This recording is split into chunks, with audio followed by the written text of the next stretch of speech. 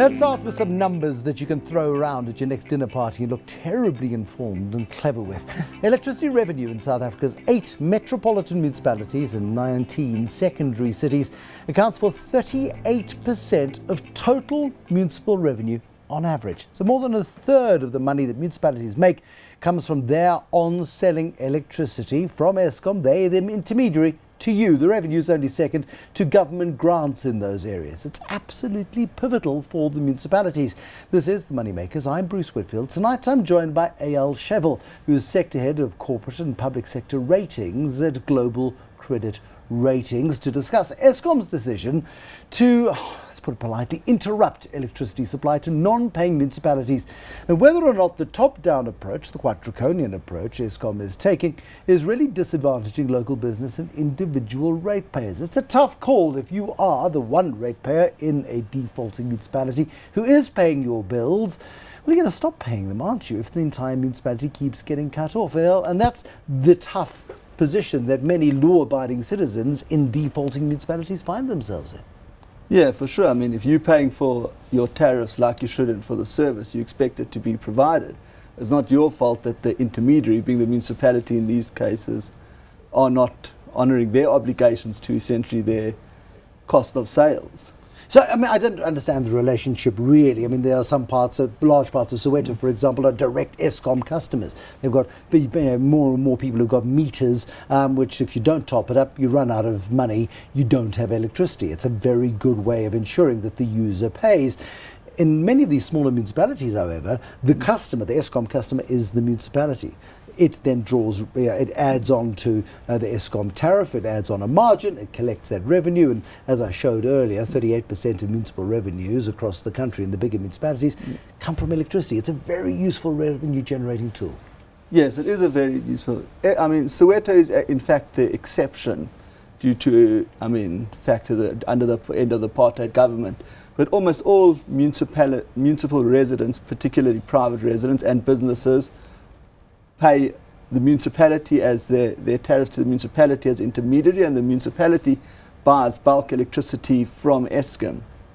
So that's the way it works. Yeah. And in functioning municipalities, the municipality pays its bill to Eskom. Eskom, provided it's generating enough of the stuff, and in the last 18 months or so it has been, it then carries on supplying. That's the way it should work. But we're seeing from time to time levels of default which Eskom panics about. It finds them unacceptable. Had a problem in the Eastern Cape about a year ago.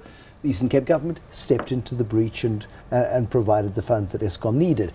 Recently, a big threat to cut off a whole bunch of municipalities, particularly in the Free State and Northwest and in Limpopo. So I think that is part of the key, is that most of the municipalities that have defaulted to Eskom are the smaller, more rural areas of South Africa, where financial management within the municipality often has collapsed or is just not following any sort of principles of good corporate governance. In the metros, which make up a much greater portion of the amounts paid to Eskom, we have tended to see that payments are being made on time as they should be, and that the financial governance around that is pretty strong. But I think another important point to remember with the ability of the municipalities to sell electricity too is that it's a very strong leverage tool to make sure that residents and businesses pay their other rates and taxes. Because there's very few levers a municipality has to ensure you pay your rates and taxes. They can't other than the law, but yes. Okay. Other than the law, but they can't just they can't just expel you from your house if you haven't paid your rates and taxes. The major tool they use, whether it's prepaid or postpaid electricity, is that they can cut off your electricity. A municipality is not allowed to cut off water supply, for example. That is a core social need, but electricity they can cut off, and the mere threat of that is a very important means of the municipality collecting all their provided municipalities do it equitably and don't just target wealthy areas, and they do spread the load, so to speak, in terms of the financial burden. If you consume energy, you should pay for that energy. Eskom has now put a line in the sand, rightfully so, to say we have no other, if the municipalities don't have any other mechanism, Eskom doesn't have a mechanism other than to cut power to those municipalities, as tough and as draconian a measure as that is. It is a very draconian measure, but yeah, Eskom needs to get paid. I mean, there's a cost to them to generating electricity. They need to pay for their enormous build works that are going on, and you can't just rely on the government to keep pumping in money into these things. So I think a method needs to be worked out that Eskom can be ensured that they're going to collect what is owed to them, and that the municipalities can continue to benefit from the on-sale of electricity to their residents, both through the margin they earn on those sales and, like I said, through the leverage they have over their residents. But you lose credibility if you are a municipality, and I'm an upstanding citizen and I pay my bills on time, and I get my power cut off for 3 hours in the morning and the afternoon, just as I need it, because you, as the municipal manager, hasn't paid the bill. That undermines your credibility with me as the law-abiding citizen. Doesn't it ultimately breed a festering sore within the municipalities that default? I think it definitely does. And I'm saying most of the municipalities that are defaulting are probably defaulting on almost all of their obligations to their residents. These are some of the worst performing municipalities in the country. Where, is it a question of financial management? I remember Tom Boardman, when he stepped down as chief executive of Nedbank as a relatively young man. I said to him, so what are you going to do now? He said, my mission is to get a chartered accountant into every municipality in the country. I don't know if he's still trying.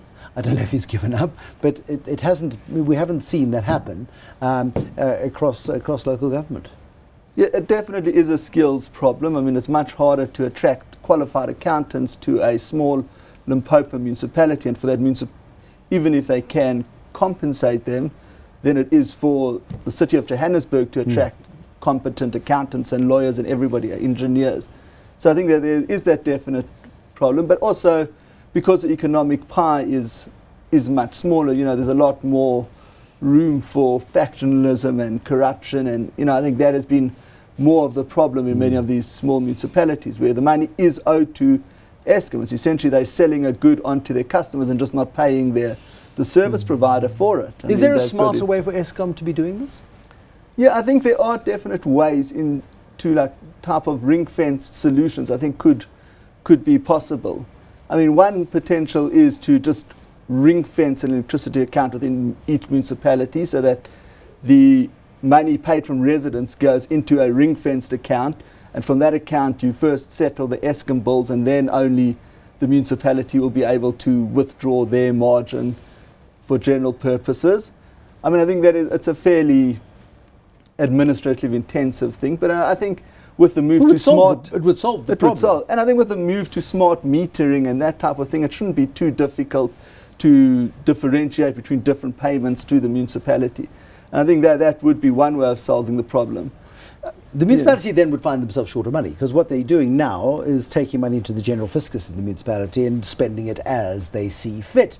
If you start ring-fencing revenue, they're going to have to find other sources of revenue, or spend properly, or just manage properly. Well, for sure. I mean, they'd have to pay, but municipal budgets do have a budget for the amount they have to pay Eskom. You can't, in any business, you can't sell a good and not pay the person who supplied it to you. They're not going to carry on supplying it for you. That's 100% profit margin. Everybody would love it.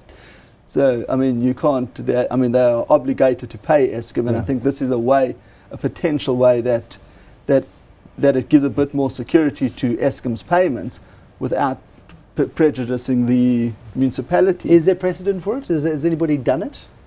We haven't seen this. Well, what we've seen in Nigeria, there's a different type of mechanism, and I think this could work probably even better in the smaller municipalities, which receive about 50% of the income from government grants. Is that in Nigeria, they have a thing called an irrevocable standing payment order, which means if you get one of these standing orders, it means you receive your money directly from the national treasury before the municipality or the state government will receive their money.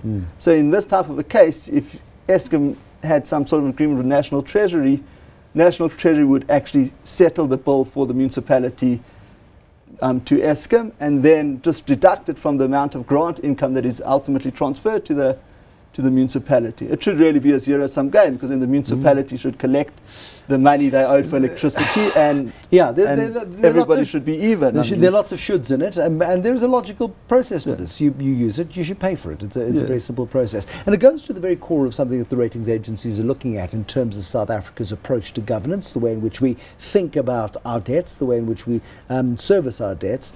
And Eskom debt is a big problem for the big Moody's and the Fitches of the world, the S&P Globals of the world, who are looking at South Africa as a bit of a financial basket case. And we have this ever-remaining threat of the ratings downgrade come June, and if not June, then December, which is why it's so important that we sort out the basic stuff first and get Eskom paid to alleviate the pressure on its balance sheet. Yeah, for sure. Ultimately, if Eskom is not paid, somebody has to settle all the bonds that Eskom is issuing for their build program. So if it's not going to be the end users and the money is getting wilted away somewhere along the process, it's going to be the taxpayer who's going to foot that bill at the end of the day. And as we know, I mean, government revenues are not in a healthy state at the moment, with the economy struggling along. But it's law-abiding citizens who are going to pay for it, because they will continue to pay their bills, because they don't want to be cut off. They don't want to take the risk of cutting off, losing sleep over this particular issue. Also, they're going to be paying higher taxes come February. The finance minister's got to find extra revenue from somewhere. We're going to feel a lot more squeezed, I suspect, as a society in 2017 than 16 and 15 before it. Exactly. I think with all these problems, it comes down to the law-abiding citizens land up paying twice for the same service. At the end of the day, if somebody is not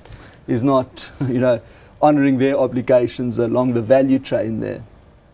So that's why I'm saying there are mechanisms, I think, where you could type of securitize the cash flows and therefore ensure better payments and more constant, sustainable payments to Eskom, which again would then help them in their budgeting process if they can be assured that on every such and such date a month they're going to get these payments. Marcelo Koko needs to talk to Des van Rooyen and get Des van Rooyen to agree to this. It might take a while, but those are the thoughts of Eyal Shevel, Sector Head of Corporate and Public Sector Ratings at Global Credit Ratings. Some interesting ideas onto how to alleviate the burden for Eskom, which, let's face it, if they're not going to get the money out of those defaulting municipalities, another 10 cents per kilowatt hour, 15 cents, 20 cents, where will it stop in terms of the amount of money you do pay for your electricity? More glitches, more outages before we see the light. But right now, let's turn off, give you an opportunity to do some nightlight saving of your own. Till next time, thank you for watching the Moneymakers. Bye-bye.